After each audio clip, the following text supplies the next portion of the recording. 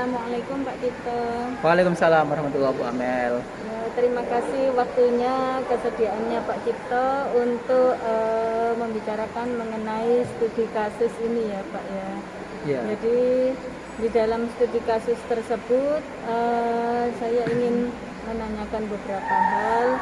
Jadi kasusnya itu mengenai seorang guru bernama Pak Budiman. Nah, pada saat mengajar, beliau ini memang terkenal sangat-sangat sabar, sangat-sangat perhatian dengan murid. Nah, pada saat mengajar, beliaunya itu didatangi oleh seorang wali murid.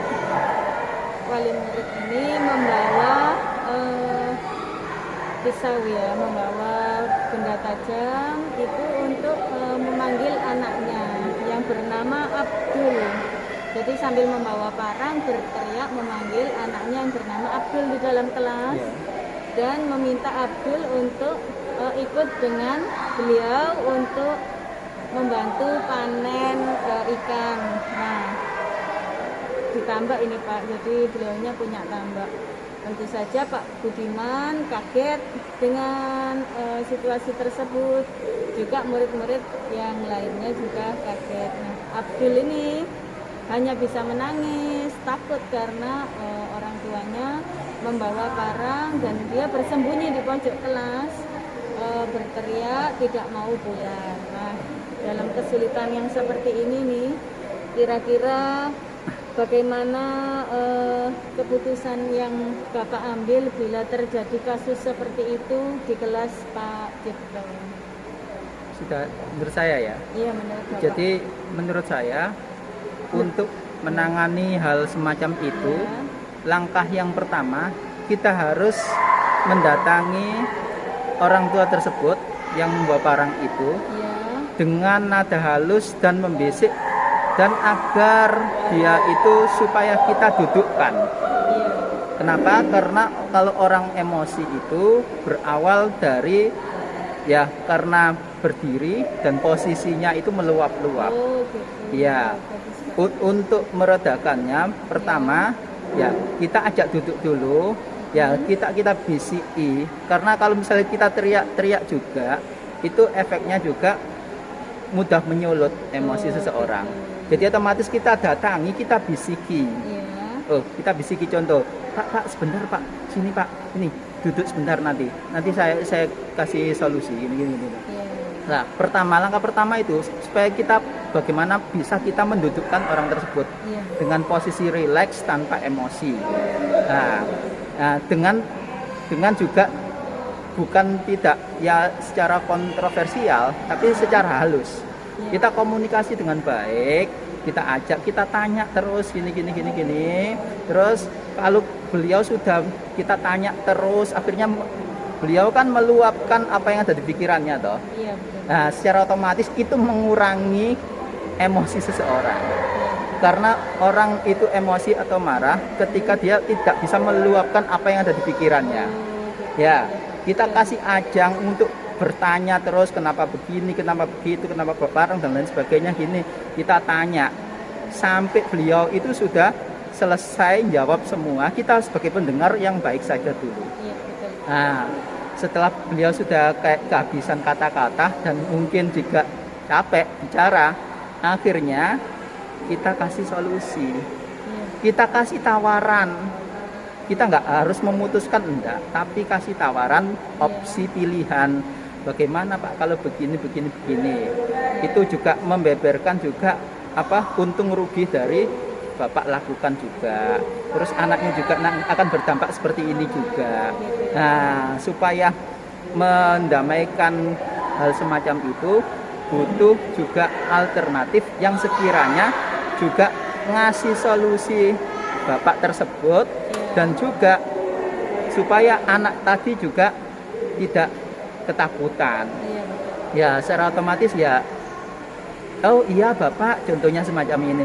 Oh iya Bapak, nanti akan saya suruh anaknya. Cuma saya butuh waktu dulu Pak, karena anaknya sekarang lagi ketakutan, lagi sedih dan lain sebagainya. Kalau sedih dan bagaimana seperti yang dialami sekarang, otomatis bantu Bapak juga tidak maksimal dan lain sebagainya seperti itu.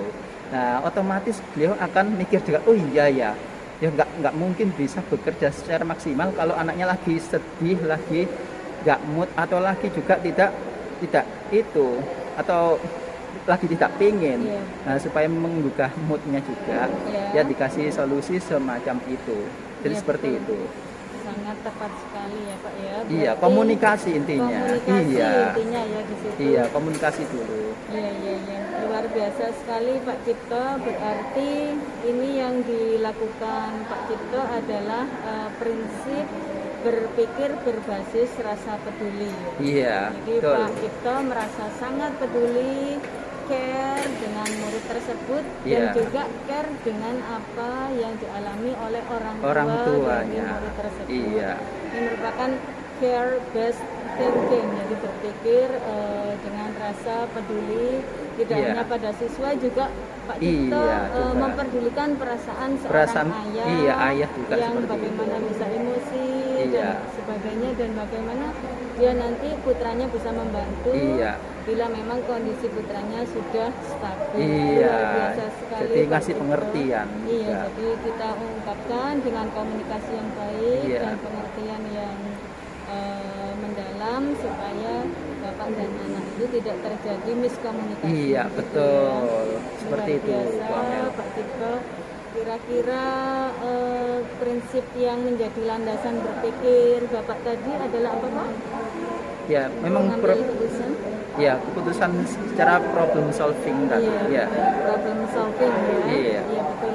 Jadi dengan adanya permasalahan kita berusaha untuk menyelesaikan. Iya. Pak Cipto tidak akan membiarkan putra tersebut pulang ya Iya, dengan ayahnya, tapi betul. diselesaikan Ngasih dulu. waktu, iya, ngasih Kita waktu beri dulu untuk waktu reda, dulu.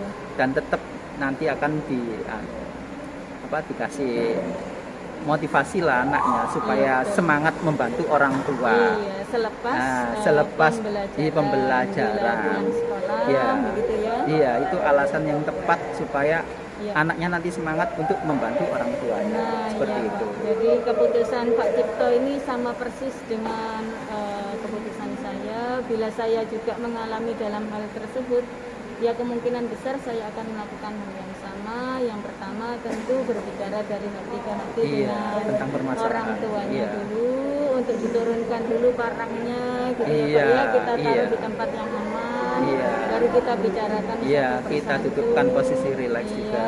posisinya harus duduk, jangan Iya, berdiri. kalau perlu dikasih minum juga Iya, orang betul, tuanya. Pak. Mungkin belum minum Iya, ya, betul. dari Itu rumah. dehidrasi, itu membuat Kecapean, emosi juga. nggak ada Iya. yang bantu di rumah, Iya. akhirnya putranya dicari ke sekolah, Iya. disuruh pulang untuk membantu Iya, betul. panen ikan. Memang ini sudah biasa terjadi di daerah-daerah pelosok ya Pak Iya, ya. betul. Kalau kebanyakan anak-anak di ini kan ada yang panen, waktu Iya. sawah panen Iya. tidak boleh berangkat tapi membantu orang tua. Iya. Jadi waktu panen ikan ditambah juga membantu. Nanti kalau kelapa sawitnya lagi panen juga memang diminta untuk membantu, akhirnya sekolahnya Iya. sepi. Tapi kalau Nah. ada putranya yang sangat bersemangat sekolah, Iya. lebih memilih sekolah daripada ikut panen, mungkin diberi pilihan. Iya, kasih misalnya, pilihan juga. belajar dulu, nanti selepas belajar bisa membantu Iya. ayahnya ditambah begitu ya. Iya, selalu ngasih alternatif solusi. Iya, kita harus sebagai seorang guru memberikan alternatif untuk siswa. Iya, siswa harus milih nantinya. Iya, untuk Tidak memilih. kita harus langsung saklek kasih Iya, keputusan betul. seperti itu. Memang kita yang harus lurus Iya. ya dalam mengambil keputusan. Kita harus peduli dengan Iya. kondisi siswa dan juga dengan kondisi orang tua tersebut.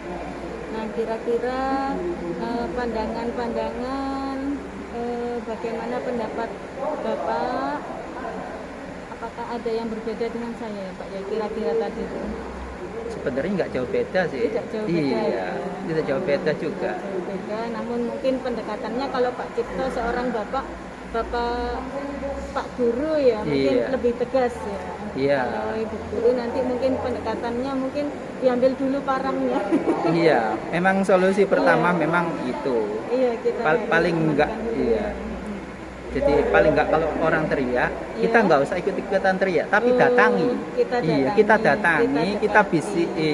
Iya, bisiki. Karena kalau orang yang ketika kita bisiki itu Iya. dia akan lebih fokus di apa yang kita ucapkan daripada emosinya. Iya, Nah, itu menurunkan dia untuk emosi. Iya. Kadang-kadang saya pernah baca itu Pak, kalau seseorang berteriak itu karena merasa hatinya jauh, bukan Iya, karena posisinya betul. beliau dekat dengan kita terus Iya. dia berteriak karena hatinya jauh, akhirnya Iya. tidak bisa masuk ke dalam hati kita.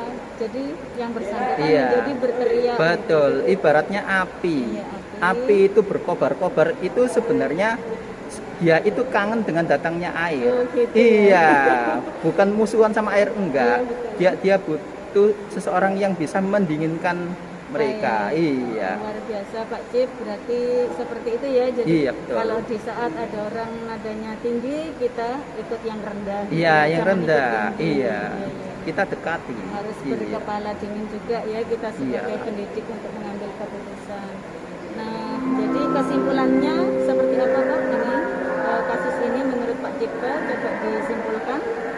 Kesimpulannya. Ya. Kesimpulannya intinya harus ada komunikasi di antara mereka Iya. berdua. Faktor yang Iya, pertama faktor komunikasi. pertama. Jangan sampai Iya. miskomunikasi Iya. ya faktornya. Lalu yang kedua, Karena kalau komunikasi iya, itu putus maka akan terjadi salah paham.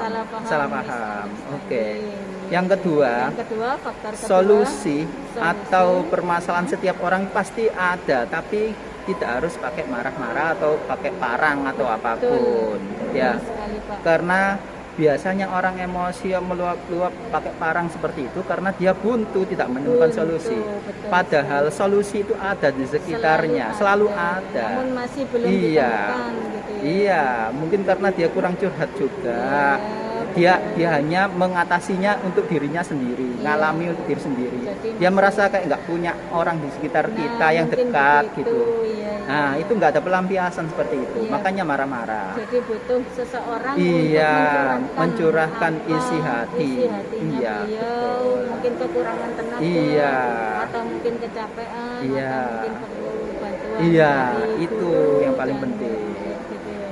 Iya. Atau kalau perlu Pak nanti anak-anak pada saat panen satu kelas semua ikut membantu ke sana sebagai apa ini untuk belajar Oh iya, mengenai untuk wirausaha, edukasi misalnya juga. edukasi Iya, kan edukasi. luar biasa sekali kalau Iya. kelas kita pindahkan ke tambak Lah. bapak tersebut kalau memang Ah. beliau kekurangan tenaga ya. Iya. Jadi di satu sisi bapak Tapi ya direncanakan Iya, dulu kita harus karena rencana. anak juga nggak langsung Iya, betul. diajak seperti itu saja. Nah, gitu Butuh ya. komunikasi intinya. Jadi memang harus kedepannya kita Iya. apa ini, Diprogram kita programkan lah. untuk kerjasama Iya, dengan orang tua wirausaha, yang mempunyai betul. wirausaha tambak. Iya. Kita ajak anak-anak ke sana, nanti suatu hari mereka juga akan Iya. meneruskan. Iya, tersebut. mungkin terinspirasi dari. Terinspirasi Iya, yang belum betul. punya perikanan nanti bisa Iya. juga memiliki tambak, Iya. pertanian, gitu ya. Jadi Betul, punya betul. keterampilan di situ. Iya, ada imbal balik positifnya Iya, lah ya. itu memang harus kita komunikasikan Betul. dari pihak sekolah maupun wali murid, kita rangkul untuk sama-sama maju begitu ya Pak ya. Jadi Iya, betul. tidak mesti belajar di dalam kelas, namun kita bisa programkan ke depannya.